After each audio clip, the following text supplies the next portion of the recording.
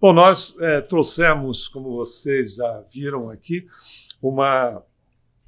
um tema tratando das diversas mediunidades ou diversos instrumentos utilizados pelo Chico, até porque estamos no mês dele, né? No dia 2 próximo passado, ele foi aniversário de nascimento de Francisco Cândido Xavier.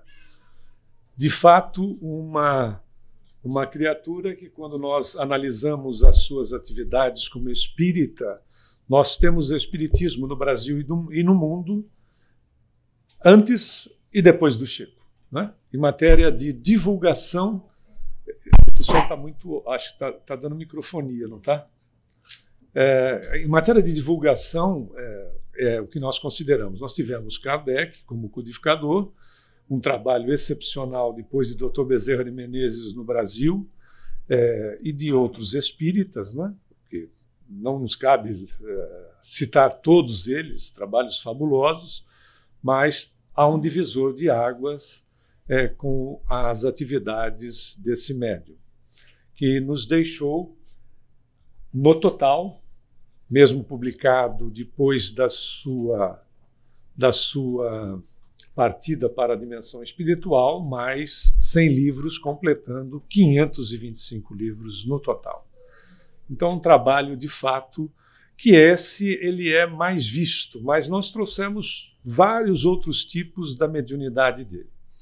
Quando falamos de mediunidade, estamos falando de nós mesmos, porque a mediunidade está relacionada com a glândula pineal, né, que já foi classificada como epífise, e o qual se colocavam informações muito simplórias de que ela funcionava, até a sua cristalização, ela funcionava como um mero instrumento de impedimento de manifestação sexual. E aí, na puberdade, quando ela se cristalizava, ela efetivamente perdia as suas funções, não servia mais para nada. Interessante, né? Ter um órgão no corpo, que agora já estão pensando em classificá-la como órgão, e não mais como pura e simplesmente essa condição de glândula pineal, para você ter uma ideia da importância. Hoje já se sabe que ela controla o ciclo circadiano, que ela produz melatonina, etc.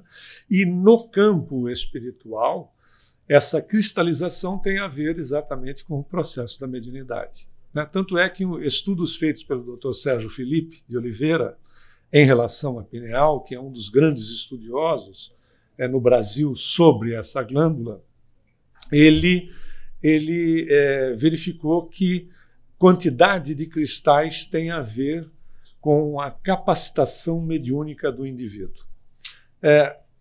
No entanto, então, significa dizer o seguinte: todos nós, por isso que Kardec faz uma colocação no Livro dos Médiuns, todos nós somos mais ou menos médiuns, mas todos nós o somos. Talvez o seu caso, o meu, o caso de outras pessoas, podem não haver na sua programação, na minha, na nossa programação espiritual, a questão de ter a mediunidade de uma maneira mais objetiva, né? Significando dizer que essa objetividade seria psicografia, psicofonia e coisas do gênero, né? Mais objetiva. Mas não significa que não o seja, porque ela funciona para todos nós como um emissor, né? Um gerador de tudo aquilo que nós estamos emitindo, que chamamos de pensamentos. Então, nós temos um gerador, ou seja, uma antena que emite e uma que recebe. Por isso que nós vivemos conectados, conectadas em tempo integral. Ok? Quando falamos em tempo integral é porque ele é mesmo. Ah, mas quando eu estou dormindo? Continua conectado, né? A conexão, ela não se perde, ela continua acontecendo, cumprindo exatamente os nossos interesses, né? Os interesses, eles não desaparecem porque nós estamos pura e simplesmente no processo do repouso. Veja, essa estrutura está no nosso cérebro físico e está no nosso cérebro perispiritual. É tão interessante notar que tivemos uma informação de uma cirurgia onde foi retirada a glândula, e a pessoa tinha mediunidade da psicografia e, a rigor, ela continuou psicografando. Significa que o espírito procurou, de uma maneira, em utilizar alguma parte do cérebro para que o processo continuasse. Até porque a extração no corpo físico não extraiu no perispírito, né, que continuou intacto. Então é interessante verificar que essa capacitação não é de um ou outro, não existem privilégios. Existem programas reencarnatórios, existe responsabilidade sobre esses programas, que inclui nós termos uma mediunidade, então, no termo já usado, mais efetiva, mais objetiva, ou não necessariamente tanto, ok?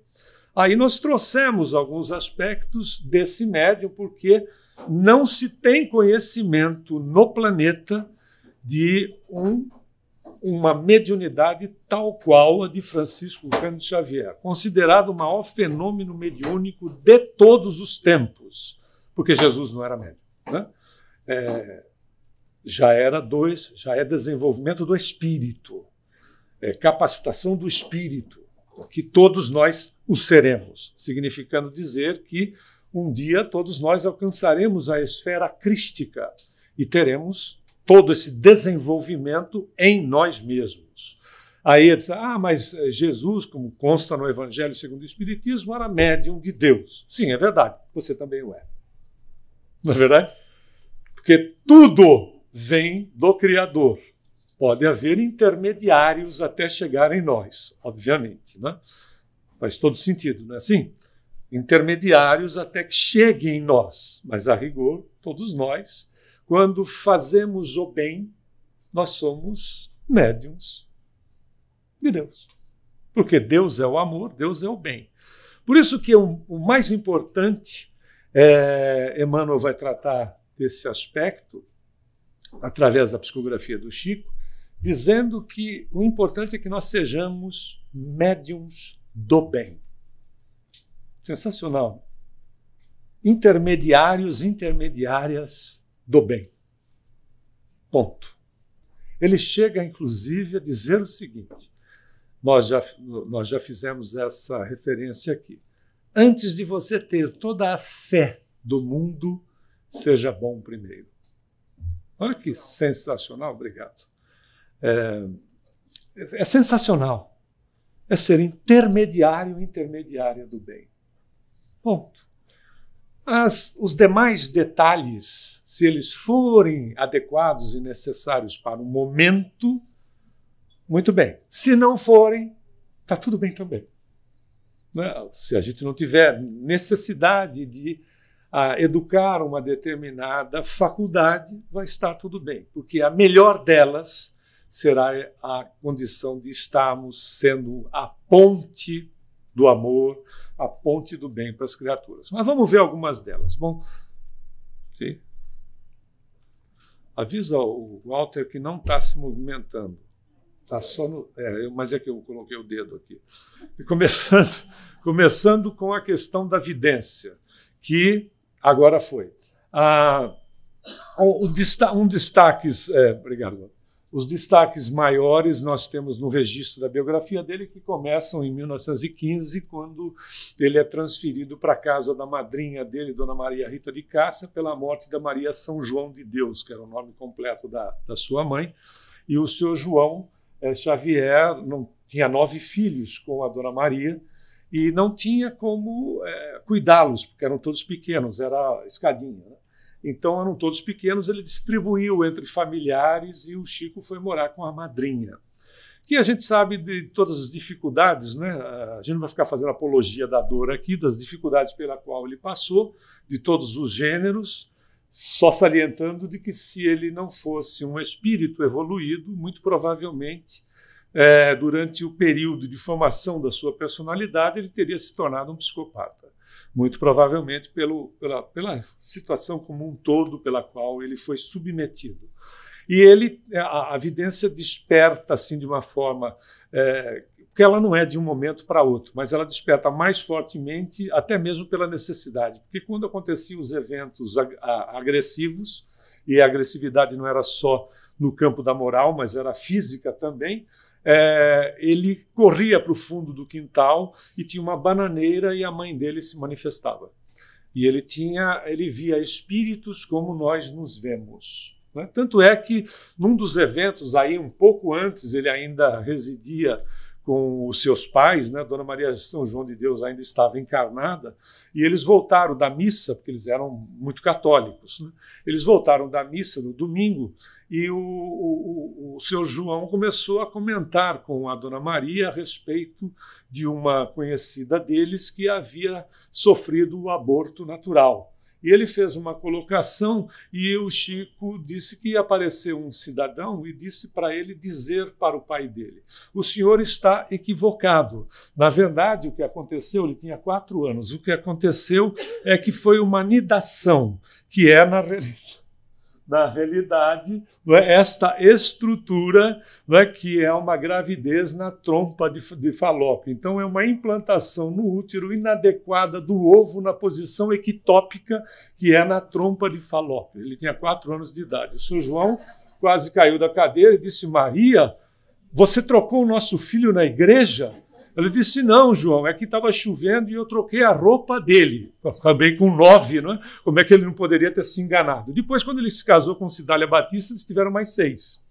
Então, chegou a um total de 15. O seu João era vendedor de bilhete da Loteria Federal. Você percebeu que ele não só vivia vendendo bilhete da Loteria Federal, né? Mas, enfim, é tão impressionante que ele, quando estava no pouco que ele pôde estudar, porque puseram ele para trabalhar, ele estava no grupo São José, ele ganhou, aqui tem uma das fotos mais atuais da escola, que ainda existe em Pedro Leopoldo, ele ganhou o 2º lugar em redação de um concurso que foi feito no estado de Minas Gerais. Porque ele disse que chegava um homem e dizia: Chico, eu vou ditar, você escreve aí. E aí o homem ditava e ele escrevia. Aí a professora, ficou todo mundo impressionado pela qualidade da redação, a professora perguntou, disse: não, ele nunca mentiu. Veio um homem aqui, ditou para mim e eu escrevi. Aí, depois que foi premiado em 2º lugar, e ele dizendo o que tinha acontecido, dá para você imaginar? Em 1919, numa cidade, num estado eminentemente católico, num país eminentemente católico, ele voltou depois que recebeu logo o 2º lugar, o prêmio, num dia em sala de aula, no dia seguinte, as pessoas dizem assim: quero saber, a gente quer lançar um desafio aqui para você, Chico, os coleguinhas. Nós vamos te dar um tema para você escrever a respeito. E uma das coleguinhas virou assim e disse assim: o tema da redação será o grão de areia. E o homem apareceu. E ele começou a ditar e o Chico escrever: não menospreze o grão de areia. Porque o grão de areia, começou assim a mensagem, porque o grão de areia, ele cintila como se fosse uma estrela no céu. Isso para uma criança de 9 anos, etc. Aí tem a redação sobre o grão de areia, que era ditado.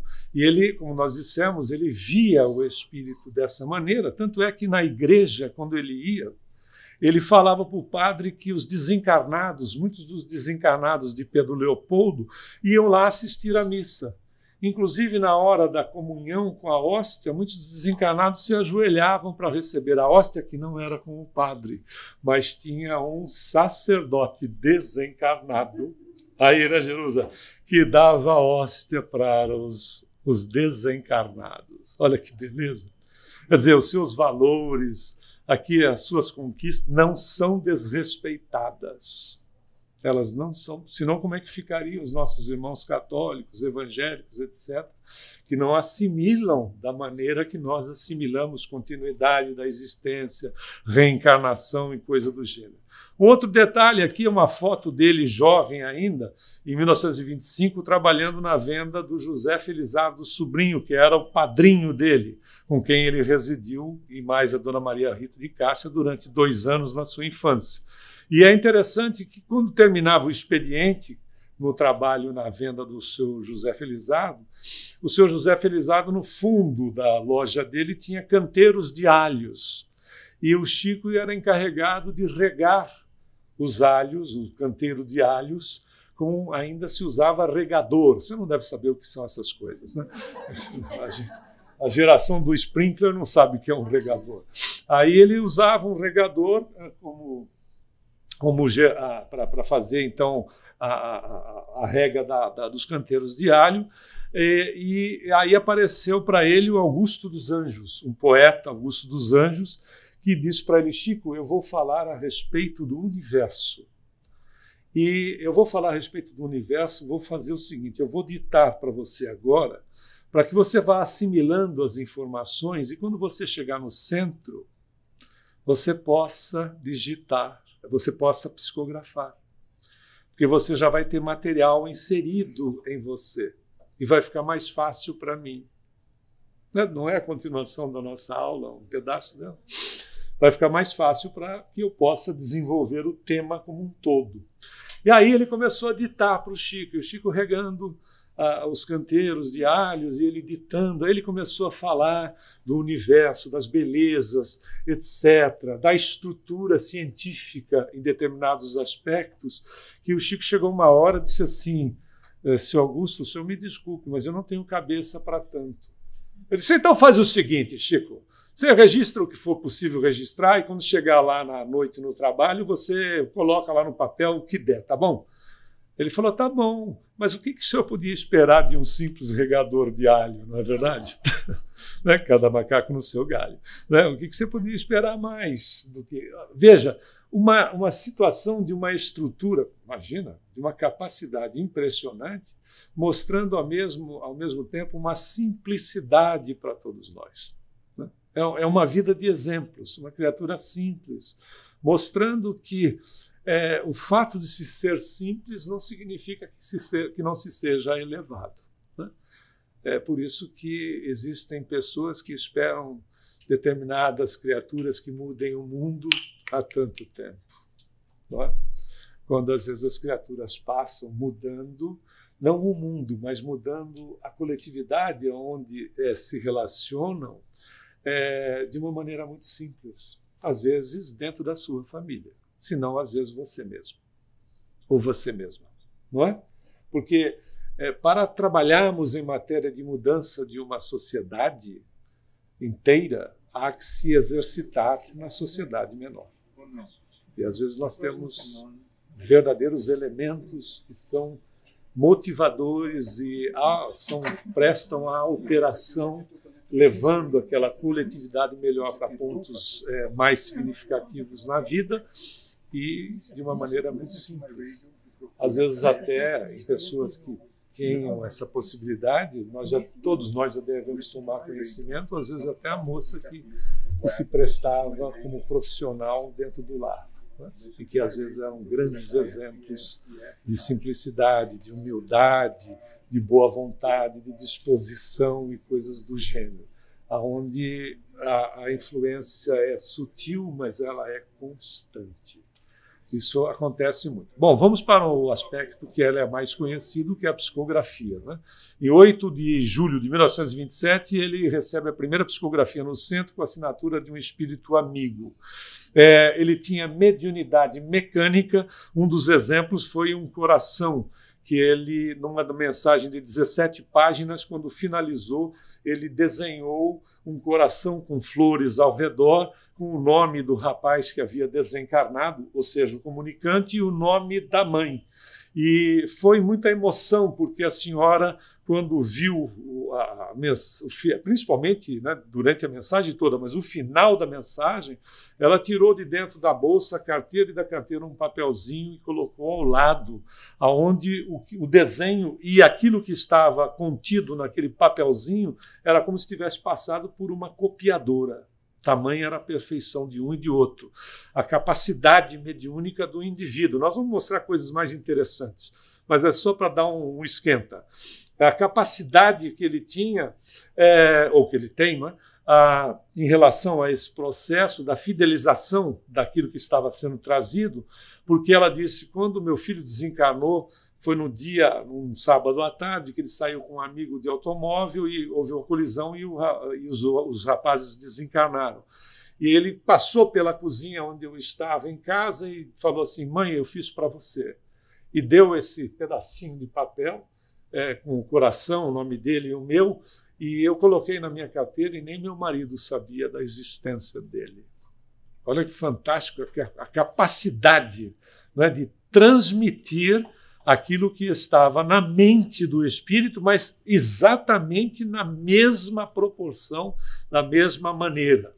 Em 31 ele já vai lançar o primeiro livro, que ele psicografa Casimiro Cunha, e em 32, aliás, ele lança o Parnaso de Além Túmulo. Não tinha conhecimento da língua inglesa, no entanto, psicografou, um dos exemplos uma psicografia em inglês que é conhecida como especular. É especular porque se lê com o espelho, né? Se coloca o espelho aqui para que você possa ler. Ele psicografou em inglês ao contrário, né? Assinado pelo Emmanuel. Mas ele psicografou também, né? Mais interessante ainda, foi em braille. Em braille, porque a senhora que era presidente da associação dos nossos irmãos com a deficiência visual em São Paulo desencarnou. Ela era deficiente. E quem assumiu, não é, a vice-presidente também o era. E ela foi ao Chico, e a mensagem era de cunho particular. E para não ser lida em público, e obviamente para que a vice-presidente pudesse ler, foi psicografada em braille. É de impressionar, né? Imagina furar o papel para que a senhora, a vice-presidente, que estava agora no lugar da desencarnada, pudesse ler. Mas não foi só isso, olha essa outra aqui. Essa é do Maurício Garcês Henrique, que com 15 anos de idade foi acusado José Divino, seu melhor amigo, como responsável pelo homicídio. Na verdade, o José Henrique, o pai tinha uma pistola, né, que, como você sabe, com carregador, etc., e ele tirou o carregador, que é conhecido como pente, mas pente é para quem usa para pentear o cabelo, mas enfim. Aí tirou o carregador e disse para o amigo, eu vou me matar. Colocou a pistola na cabeça e tinha uma bala na câmara. E ele puxou o gatilho e aconteceu o acidente fatal, e o amigo que estava junto foi indiciado, e o Maurício mandou uma mensagem e assinou no final, né? Aí está a identidade, aqui a assinatura e o laudo feito, né? Que é o grafotécnico, considerou que a assinatura do Maurício tinha validade com a assinatura, porque você nunca assina da mesma maneira, né? Não fica idêntico. Aliás, também houve um outro caso de um acidente com arma de fogo também, com a Miss, que foi Miss Goiás, casado, o marido limpando a arma disparou, atingindo a esposa. Ela deu uma mensagem, assinou e foi considerado, no julgamento dele, a inocência, porque ela inocentava o marido, como também o Maurício inocentou o amigo. Mas ainda houve outros casos, assim, também em Porto Alegre teve também um outro caso, que também o Chico recebeu mensagem. Veja a beleza, né? Da ocorrência como um todo, e o incrível, o coração de nós brasileiros, brasileiras, para a aceitação do processo. Não é verdade? Porque o Brasil é o maior país espírita do mundo, mas é ainda o maior país católico do mundo, e se prevê que a partir de 2030 o catolicismo seja superado pelos evangélicos. Mas é o coração dos brasileiros e brasileiras em aceitar, não pura e simplesmente uma aceitação sem que haja de fato, comprovação, como é o caso, mas a beleza daquilo que é real em você, que é real em mim. Nós somos espíritos, não é verdade? Nós somos espíritos. A realidade espiritual está estampada em todos nós. E apenas estamos nessa dimensão, mais nada. Né? Outra coisa incrível em matéria de psicografia do Chico era a psicografia dupla. Na mão direita, André Luiz, que você vê aí na foto, Dr. Carlos Chagas. Na mão esquerda, Humberto de Campos. André Luiz, cientista, né, ou Carlos Chagas, se você preferir, e Humberto de Campos, contista. Ao mesmo tempo, em assuntos diferentes. Né?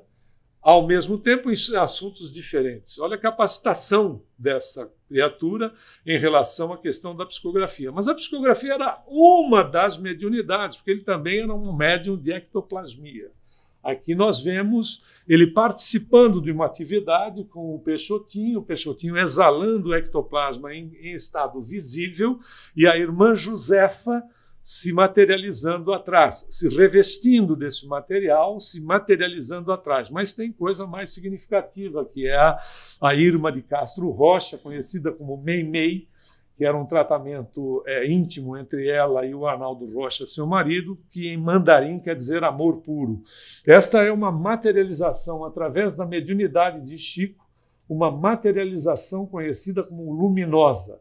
Todo o ambiente é escurecido e o espírito se apresenta desta maneira, né, iluminando o ambiente como se fosse a luz da lua, né, onde o centro de força cardíaco, né, demonstrando que a criatura ama muito, emite luz além das mãos. E com as mãos, ela, através desse momento, ela dá um verdadeiro passe em todas as pessoas. Um outro também muito interessante é o próprio mentor dele, Emmanuel, que foi o senador Públio Lentulus. Aqui no verso da foto tem, inclusive, a assinatura confirmando a materialização.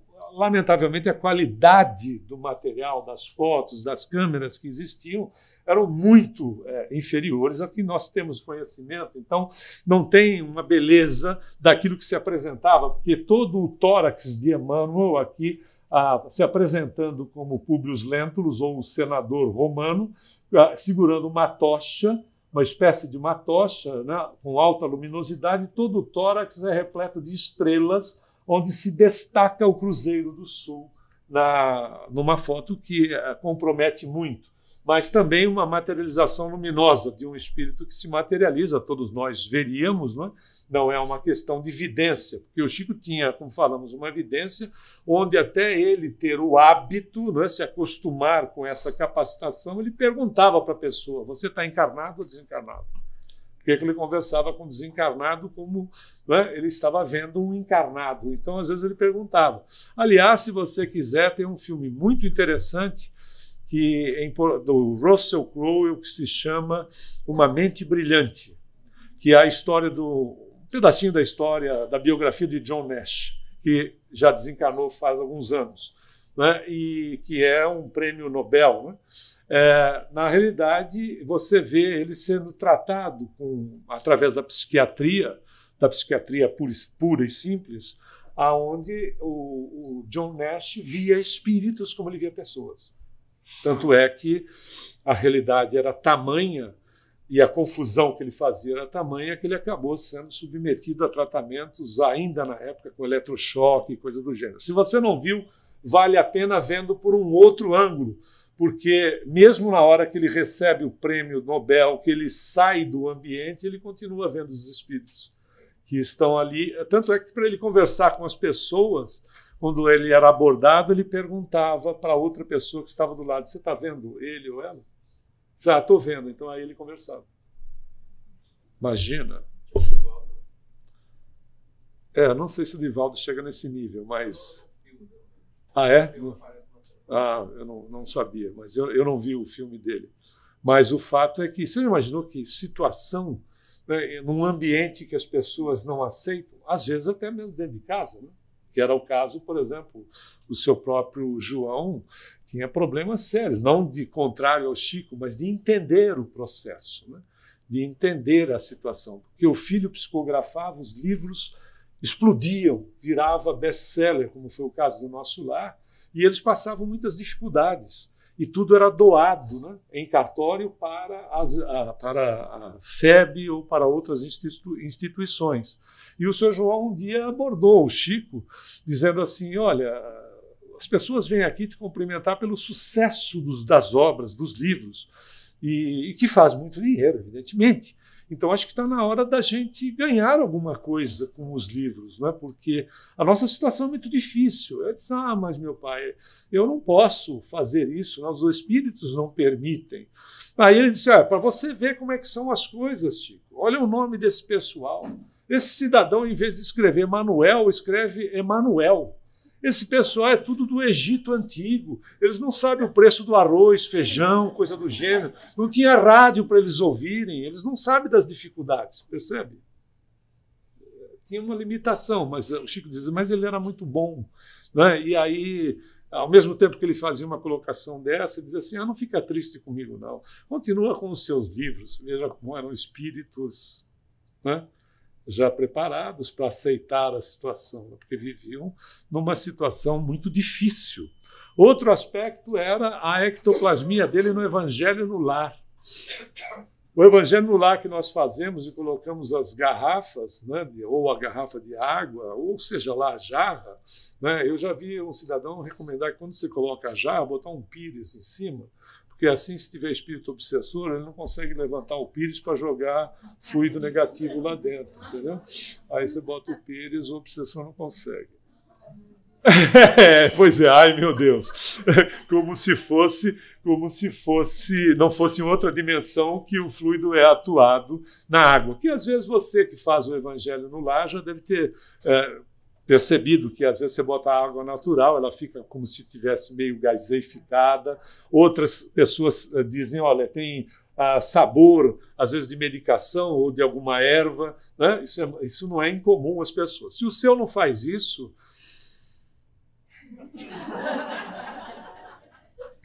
não quer dizer nada, porque na realidade o tratamento está de acordo e os espíritos fazem o seguinte, pessoal. Eles atendem às nossas necessidades. E se a gente tem a necessidade de ver, ou a necessidade de experimentar, vai ser atendido de acordo com a nossa necessidade. Não é genial?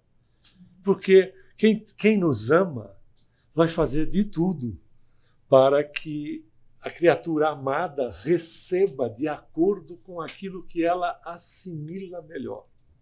Não é assim que você faz com quem você ama? Você não faz o melhor? Não procura dar o melhor? Não precisa ser material, mas o seu sentimento, as suas expressões. Não é uma beleza isso? É isso que eles fazem. No Evangelho no Lar, como ele era médium de ectoplasmia, você via sair, né, o ectoplasma, o fluido vital, pelas narinas, em estado visível, naquela condição, parece uma fumaça concentrada, e passava sobre as garrafas, né? E podia ter, inclusive, com a tampa fechada, não tinha problema. E todas elas ficavam, durante 48 horas, cheias de esferinhas douradas que iam se dissolvendo, e a condição era, para cada pessoa, a essência tinha uma diferença gigantesca. Era específico para cada pessoa que tinha colocado a garrafa lá no Evangelho, e com um detalhe, havia necessidade de colocar 1/4 de água para 3 que não fosse da garrafa, dada a essência que havia sido colocada para a pessoa ingerir. É uma coisa fantástica. Outra coisa, né, na simplicidade dele...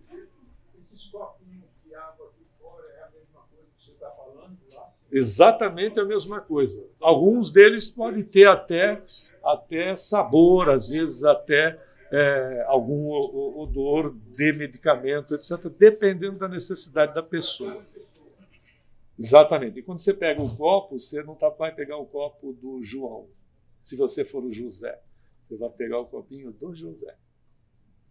Da mesma maneira, quando você senta ali para tomar passe, você não vai sentar no lugar errado. Certa feita, num trabalho de passe,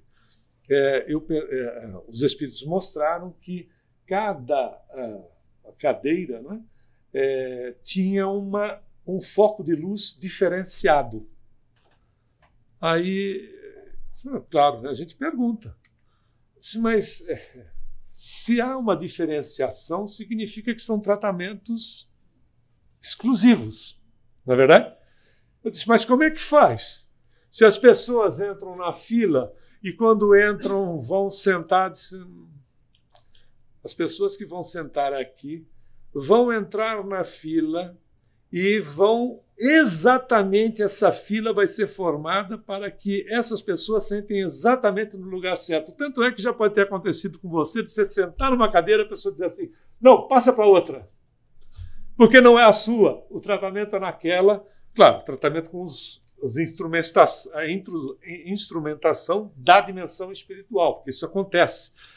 Existem verdadeiros equipamentos que eles instalam e a gente vai exatamente receber aquilo que precisa. Essa é a beleza, né, do que é proporcionado para todos nós.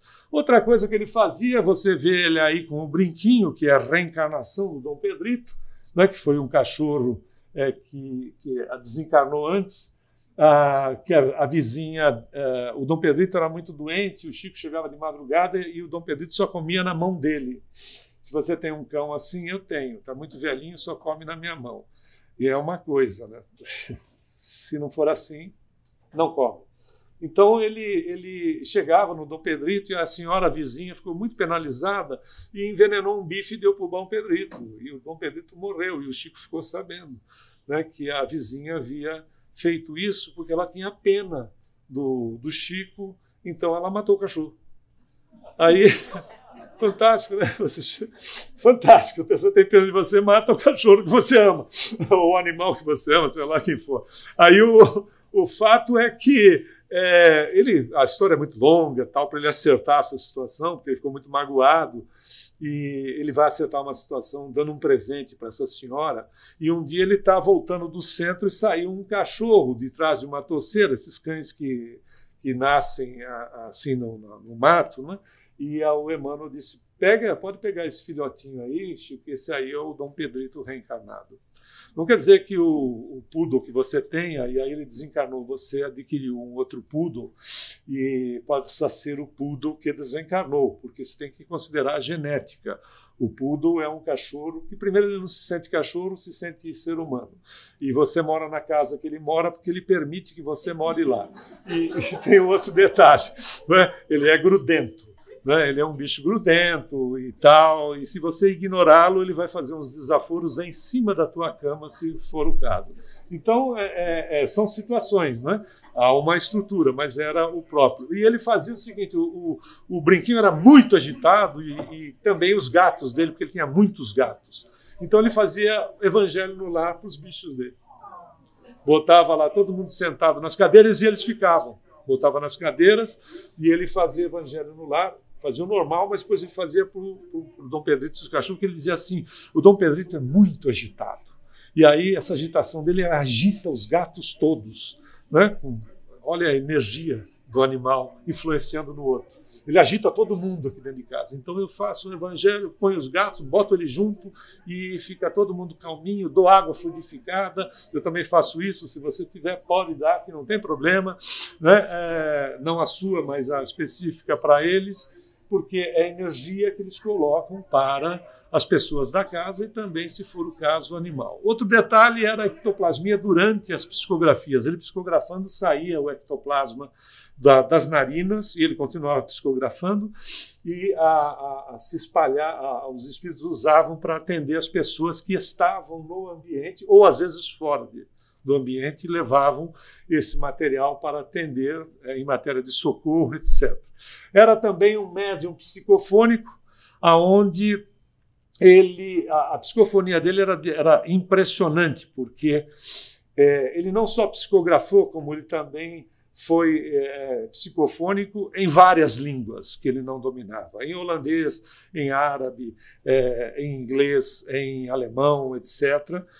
E até nós vimos aí psicografia em braille, não é verdade? E outra coisa interessante, não é? Havia uma assessoria, tanto é que no programa Pinga Fogo, o pai de uma amiga nossa tirou essa foto em 1971 e levou para o Chico, e o Chico disse, que fantástico, a máquina registrou o nosso Emmanuel. Olha o Emmanuel aqui. A máquina captou o espírito. Interessante, né? Lembra do perispírito material?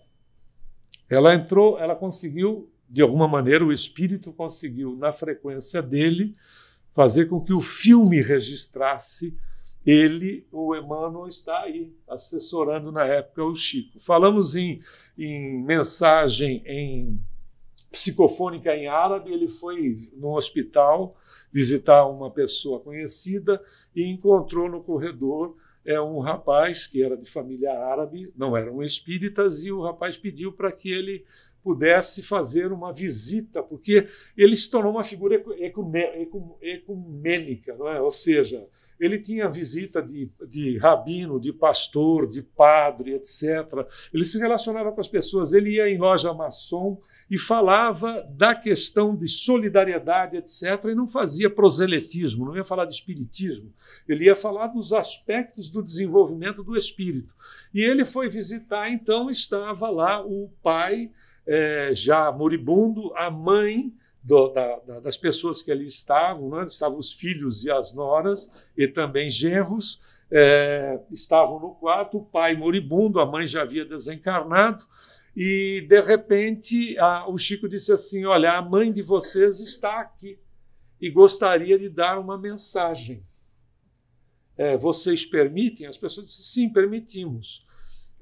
Aí ele deu passividade para a mãe e deu uma mensagem em árabe para os presentes, esculhambando todo mundo, porque estava todo mundo lá esperando o velho morrer, porque já estava dando briga por causa da herança. Aí a mãe veio e botou todo mundo no lugar, né? Tipo assim, em vez de estar, né, se ocupando com o seu pai que está desencarnando, vocês estão criando situações por conta da herança que ele está trazendo, que ele está deixando. Fantástico, mas em árabe. Outro aspecto interessante era a psicometria. Chico era psicômetra. Isso é do espírito, é da criatura. Você pode ter médium psicômetra, mas pode ter o desenvolvimento da psicometria. Psicometria, ele tocar em um lugar, não necessariamente há necessidade de toque em peça, pode entrar no ambiente e é como se você fizesse uma viagem no tempo. Você passa a ver o ambiente do que foi, ou através do toque em um pedacinho de um objeto, ver todo o processo por onde esse objeto transitou, onde ele esteve, com quem esteve, coisas do gênero. Porque tudo que nós fazemos, que nós pensamos, seja no nível que for, está registrado. Tudo. Primeiro, o registro está em nós mesmos, no nosso inconsciente profundo, né? Porque somos nós, tudo em nós. E também está registrado em determinados locais no universo. Por isso que o seu mentor e a sua mentora puxa a sua capivara, conhecido como ficha, e diz, não é bem assim. Não é do jeito que você está falando. Ou então a gente mergulha em nós mesmos e sente. Quando a gente mergulha em nós mesmos, sente isso assim. Estou percebendo que eu não deveria me envolver com isso. Não é? Às vezes é um mergulho nas nossas próprias experiências de outras existências. A sua psicometria era tamanha que aqui está ele respondendo cartas que eram aos milhares que recebia, e ele respondia a carta sem abrir. Ele tocava no envelope, e quem era o remetente era o José, mas o problema estava com a Dona Maria, que o José estava pedindo algo para a Dona Maria, ele dizia assim: a Dona Maria precisa da nossa ajuda. Ele respondia para a Dona Maria e botava de volta para o remetente, que era o José. Dar livro para ele não tinha graça nenhuma, porque você dava o livro, ele tocava e dizia: já li.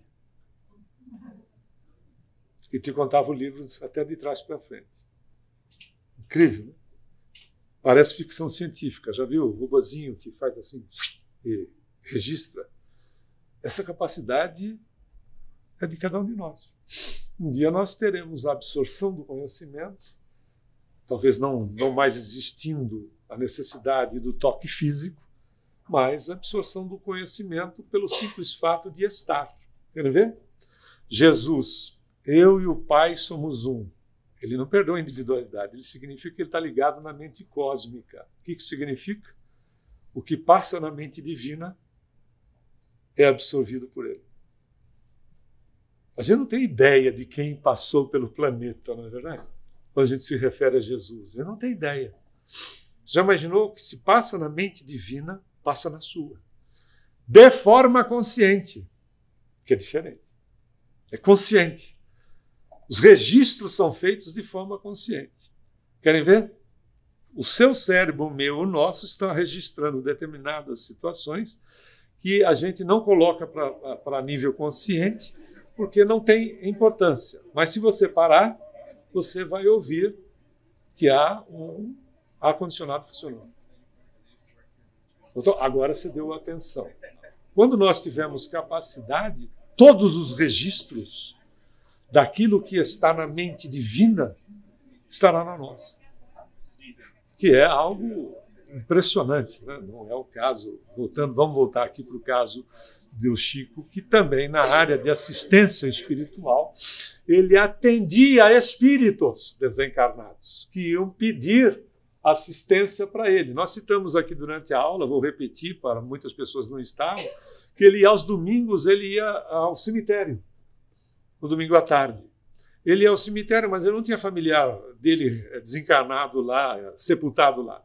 Ele ia lá para atender as entidades que desencarnadas estavam fora do corpo, mas não tinham noção do que tinha acontecido, então ele atendia as entidades. Ele se sentava num banco, as entidades vinham falar com ele. Olha que coisa fantástica, você sentar na sua casa e vem os espíritos falar com você. E você vai encaminhando os espíritos. Não é bacana? Principalmente à noite, quando você né? Quer dizer, começa a chegar, aí a gente vai encaminhando. Puxa, isso é uma coisa... Olha que coisa impressionante, né? Nós somos espíritas e às vezes temos medo de espíritos. E às vezes eu já cheguei a falar com a pessoa, o ente querido desencarnou, eu disse, mas ele tem possibilidade de aparecer para você. Você o ama. Não, mas eu não quero ver. Sim, mas você não ama? Eu amo, mas eu não quero ver. Mas, meu querido, não faz sentido. Se você ama, a criatura se apresente para você. Olha a prova da continuidade desse amor, não é? Do sentimento que ele dá continuidade. Mas vamos dar continuidade aqui. Outro aspecto eram os trabalhos com o Dr. Bezerra de Menezes, que era receituário de homeopatia. Não sei se vocês conheciam esses detalhes. A gente queria trazer isso porque o Chico não era só aquilo, um médium. Mediunidade fazia parte da vida dele, mas ele não era um médium puro e simples 24 horas por dia. Mas uma série de outros detalhes, lamentavelmente, ele não foi estudado no nível que a gente precisaria, concorda? Porque é de uma riqueza impressionante. Como é que eram os receituários homeopáticos? Você só dava o nome da pessoa, fosse você mesma, né? Ou você mesmo, ou algum parente, algum amigo, você levava só o nome. Ele ficava numa salinha, o receituário saía, ele colocava o receituário numa janelinha na porta da salinha que ele estava, e a pessoa ia se tratar com aquilo. Às vezes coisas impressionantes, não é? Que a própria receita virava um remédio, a receita não dele, mas do médico, não é? Como aconteceu em várias situações, mas uma senhora trouxe uma Ele perguntou a respeito, aquelas filas intermináveis no final do trabalho que se faziam para se despedir dele, uma senhora conhecida dele, numa situação muito simplória, né? Ele disse: você foi ao médico? Você foi, Chico, mas ele me deu lá o receituário, mas eu não tenho dinheiro para comprar esse remédio, que é caríssimo. Aí o Chico disse: deixa eu ver a receita. Pegou a receita na mão, disse: faça o seguinte. Depois que ele olhou para a receita, que ele leu a receita, ele disse: faça o seguinte, todas as noites, como é que a senhora tem que tomar? Tem que tomar um comprimido por dia, à noite. Ele disse: então, todas as noites a senhora pega um pedacinho dessa receita, a senhora corta um pedacinho dessa receita e toma com água a receita. Depois de uns meses, ela voltou curada, tomando um pedacinho de receita por dia. Imagina se você faz isso com uma nota de dólar, hein, Falcão? Você fica milionário. Você fica milionário. Aí, não é uma realidade? O que aconteceu ali? Tem um processo miraculoso? Não. Tremendo médium de magnetismo, mas ele também, um magnetizador, ele magnetizou a receita.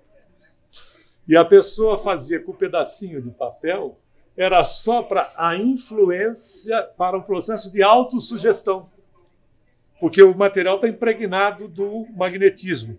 E o pedacinho era autossugestão. Então você toma, é a mesma coisa do placebo e do nocebo, né? Te dá uma medicação que é pílula de farinha disso aqui, isso aqui resolve. Você toma, resolve. Por quê? Porque a sua mente está focada no processo. Se te deram uma pílula e disser isso aqui é veneno, você toma e desencarna. Não vai dar pílula para marido, esposa, essas coisas, né? Mas desencarna. Por quê? Porque a influência da criatura é nela mesma. Pode acontecer, que é o efeito nocebo, que é uma pílula de farinha que o indivíduo toma para si a relação de que é veneno e a farinha, que não é a farinha, a mente produz o processo de autoenvenenamento. Então, é de impressionar. Outra coisa que impressiona, se você quiser entrar no detalhe, você pega o livro Nos Domínios da Mediunidade e você vai ver a dona Ambrosina.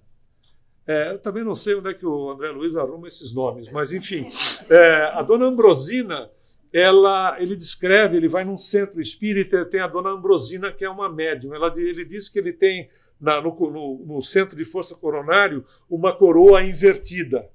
Essa coroa invertida, diz o André Luiz, que dava-lhe a capacitação de ver a dimensão espiritual como a pessoa via a dimensão que nós nos encontramos. Outros aspectos que eles contam é que o Divaldo também já falou a respeito. Os espíritos botavam um prompt para que fosse lidas as informações, às vezes, da pessoa, do desencarnado, etc. O Divaldo, nas palestras, diz que os espíritos botam um prompt para ele.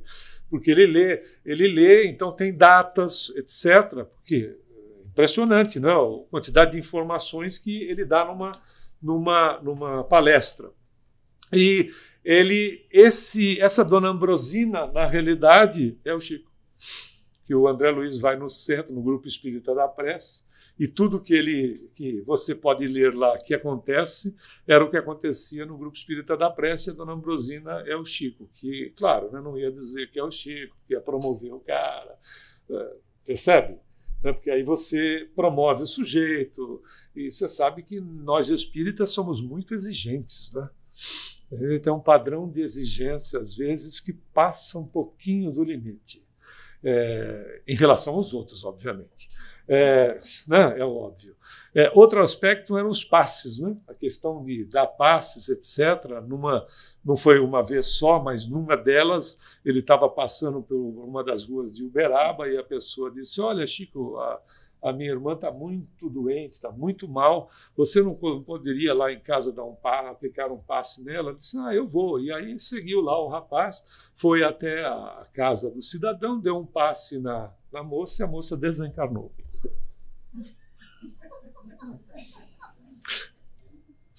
Você vai tomar passe hoje? Aí, enfim, não se preocupe, domingo não é dia de desencarno. Aí, segunda-feira, sim. É que é uma dieta. Mas o fato era o melhor para a pessoa. Os nossos sentimentos, atuam sobre as pessoas, quando estão enfermas em estado grave, é difícil orar pedindo a Deus que possa ocorrer com a pessoa o melhor. Não é verdade? Orar para que possa acontecer para a pessoa se suceder aquilo que seja o melhor. O nosso desejo, e não tem nada de errado com isso, é que a criatura fique bem. Não é esse o nosso desejo? Que a pessoa se recupere, que ela fique bem. Não é? Esse é o nosso desejo. Isso é o natural em nós. Não tem problema nenhum. Só que tem um detalhe: se a pessoa está em fase de desencarne, as nossas energias são tão poderosas que nós retemos. Porque não é o espírito que deixa o corpo, é o corpo que, não conseguindo manter a vida, expulsa o espírito. Nós retemos a criatura no corpo. Por isso que você já deve ter conhecimento daquela melhoria da morte. O indivíduo está com o pé na cova, outro na casca da banana, esperando só oi. E né? Ele melhora. Ele melhora. Ele diz assim, olha, eu quero comer feijoada, não podia tomar água. Estou bem, aí fica todo mundo de bem, aí as pessoas já dizem assim, olha, então faz o seguinte, vai para casa, depois você volta e tal. O que aconteceu? Os espíritos dão um passe e injetam fluido vital na criatura, né? Um pouco de fluido vital, dá aquele boom energético na pessoa. As pessoas que estão ali cortam a vibração de manutenção de quem está para desencarnar. Cortou, sai todo mundo. Quando volta, só falta ter um espírito dizer assim, peguei todo mundo. Não é? Porque desencarna. Olha que isso somos nós, as nossas possibilidades, que a gente aos poucos vai sabendo manipulá-las, manejá-las, né? E a gente vai fazer isso auxiliando as criaturas. É claro que ainda nós estamos numa situação muito delicada, não é? De achar o que é o melhor para as pessoas. Outro detalhe, tinha desdobramento e leitura de pensamento. Lia pensamento como você está ouvindo a minha voz. Tanto é que, numa das oportunidades dele, foi levado no nosso grupo um rapaz, eu já contei essa passagem, mas ela é interessante, que ele era o Ademar. O Ademar ele era um bandista, havia se tornado espírita, mas não deixou de frequentar a Umbanda. E o Ademar chegou na rua, na frente da casa do Chico, ele usava uma guia. Aí o Ademar já está na dimensão espiritual. Ele fala assim, aquele calor do Uberaba, quem for do Triângulo Mineiro sabe que verão lá é para não botar defeito. Aí, no centro do Chico, às vezes em pé, parando em pé, escorria o suor e pingava. Dependia, isso à noite, dependia do dia, como a coisa estava. Aí ele falou, acho que não. Ele de camisa polo, ele disse, não vai ficar bem, né? Eu vou entrar com essa guia, porque ele usava uma guia. Aí ele tirou a guia do pescoço e botou no bolso. Aí ele entrou lá na casa, tal, ficou lá do lado da portinha do quarto do Chico. Quando o Chico saiu, um outro amigo nosso, que também está na dimensão espiritual, aliás, eu tenho mais amigo na dimensão espiritual do que aqui, estou começando a ficar preocupado. Aí o fato é que ele disse, o Chico, nós gostaríamos de apresentar para você o Ademar. Aí ele, Ademar, que alegria, Ademar do mar. Fazendo um link com Iemanjá, né? Que é a rainha do mar. Ademar do mar. É uma alegria te receber aqui na nossa casa. Mas, aliás, Ademar, aquilo que você colocou no bolso é para usar em volta do pescoço. Ele havia captado o que o cidadão havia dito, né, lá fora, ou então a possibilidade de ver no perispírito. O que você pensa ou fala, mas, aliás, pensou, a palavra articulada, ela é o pensamento, que dá a sensação de que é ao mesmo tempo, né? O pensamento vai primeiro. Tanto é que em transcomunicação instrumental você recebe a resposta antes de fazer a pergunta, porque você emitiu o pensamento, o espírito capta o pensamento, te manda a resposta, você vai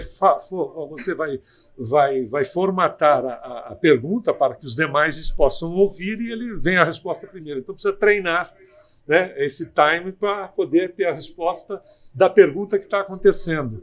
Então, ou é a transmissão ou é a leitura no perispírito. Porque a gente, na realidade, nós somos, em matéria de perispírito, como se fosse uma tela de LCD. O que a gente pensa fica registrado. As nossas ideias, imagens, etc., ficam registradas. Não aqueles que são fugazes, né, coisas rápidas, mas aqueles que nos tocam mais, emoções, sentimentos, que é aquilo que a gente grava, né? E coisas que nos interessam, fica registrado no nosso perispírito. Por isso que os nossos mentores, né, dão uma análise no perispírito para poder nos atender de uma maneira adequada. Outra coisa, respondi a perguntas que você não formulava, que é a questão do padrão mental, né? Perguntando, certa feita, nós estávamos na casa dele e ele estava falando do nosso lar, das belezas, etc. E ele falou da alimentação no nosso lar, viu, Jerusa? E aí eu pensei, falei, mas eu era muito garoto, né? Eu sou garoto há mais tempo, muito mais tempo, mas o fato é, eu pensei, se esse pessoal come, como é que devem ser as necessidades fisiológicas deles? Era uma pergunta. Aí ele estava falando com a dirigente do nosso grupo, que era a dona Yolanda, disse, com licença, Yolanda, virou-se e disse assim, depende da evolução, Humberto, que era para mim mesmo, né? Depende da evolução, o excesso pode chegar a sair pelos poros, porque é sutil, a alimentação é sutil, não é uma coisa assim, na dimensão que nós estamos, então pode sair pelos poros. Na hora eu disse, Jesus amado, ia cantar para ele um grupo de Pindamonhangaba, que era uma moça mais linda do que a outra. E às vezes eu olhava para as moças, elas estavam ali, eu também estava. Eu disse, Jesus, ele estava captando tudo.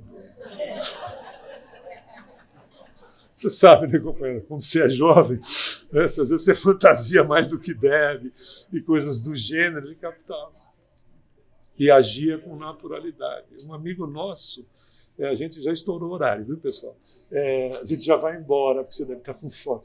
Aí um amigo nosso, uma vez na casa dele, lá na edícula no fundo, ele disse assim, aquela verãozão, né? E ele tinha gatos, né?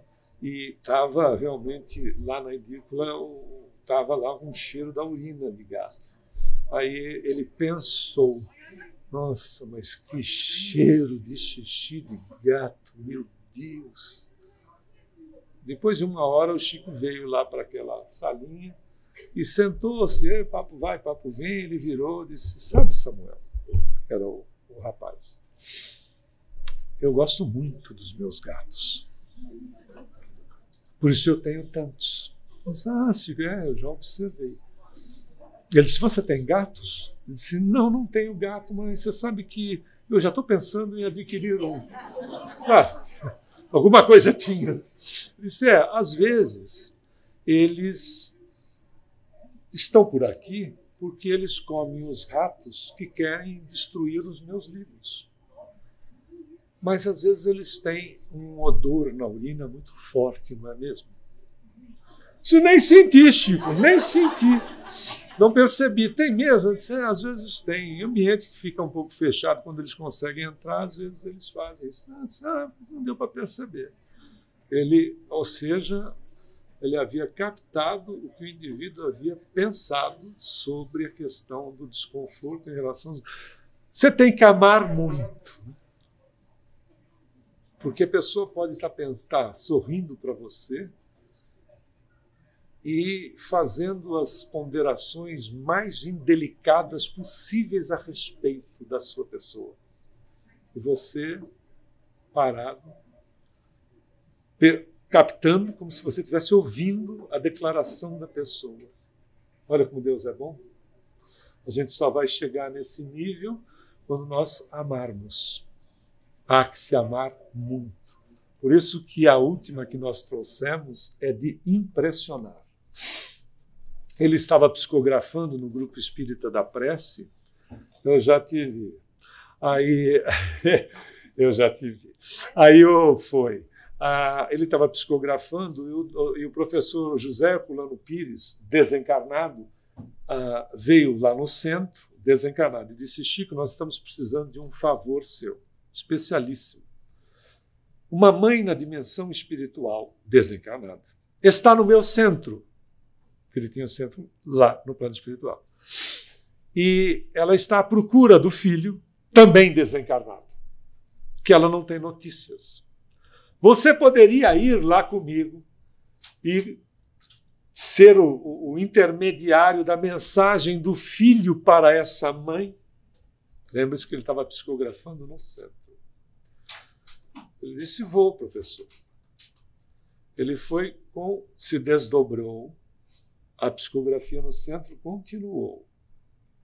Ele se desdobrou, foi lá no centro do professor Herculano Pires, recebeu a mensagem do filho desencarnado para a mãe desencarnada, que estava em planos diferentes, enquanto psicografava no Grupo Espírita da Prece. Uma vez ele declarou para a dona Yolanda o seguinte: quando eu psicografo, Yolanda, eu saio do corpo e vou andando no meio das pessoas para ver o que as pessoas estão precisando. Porque na hora que elas passarem na fila comigo, eu possa dar para elas o conforto, o atendimento que seja necessário. Mas enquanto ele psicografava. Por isso que a gente não tem noção de quem estava ali, na verdade, em matéria de evolução. E para comemorar os seus 113 anos, que foi do seu aniversário no dia 2, hoje nas suas preces, se for possível, lembre-se dele. Porque, pessoal, ele nunca pediu nada para ninguém e deu a sua vida toda em favor de nós, do nosso esclarecimento e da nossa evolução. Muita paz a todos.